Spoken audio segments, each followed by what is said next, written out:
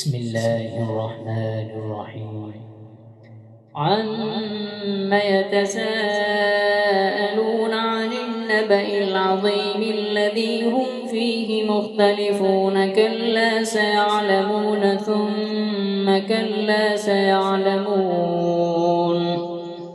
ألم نجعل الأرض مهادا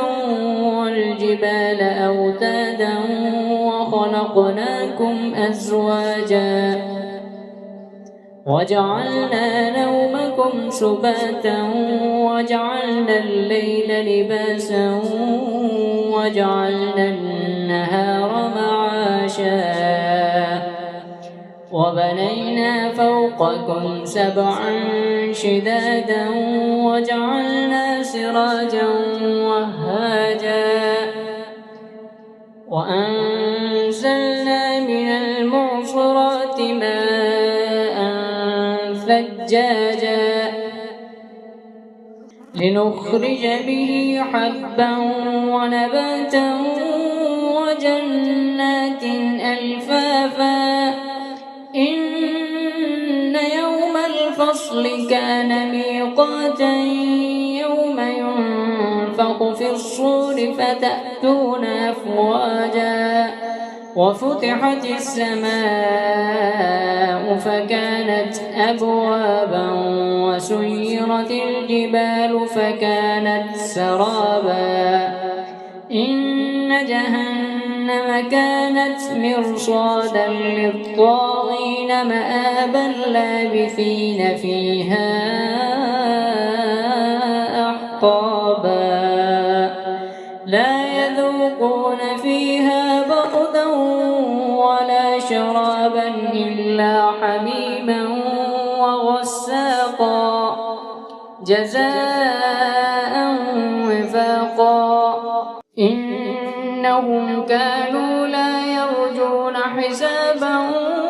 وكذبوا بآياتنا كذابا وكل شيء أحصيناه كتابا فذوقوا فلن نزيدكم إلا عذابا إن للمتقين مفازا حدائق وأعنابا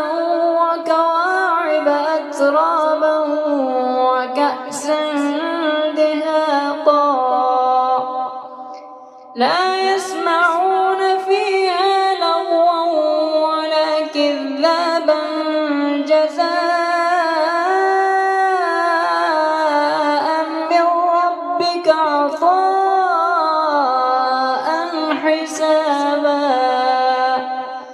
رب السماوات والأرض وما بينهما الرحمن لا يملكون منه خطابا يوم يقوم الروح والملائكة صفا لا يتكلمون إلا من أذن له الرحمن وقال صوابا ذلك اليوم الحق فمن شاء اتخذ إلى ربه مآبا إنا أنذرناكم عذابا قريبا يوم ينظر المرء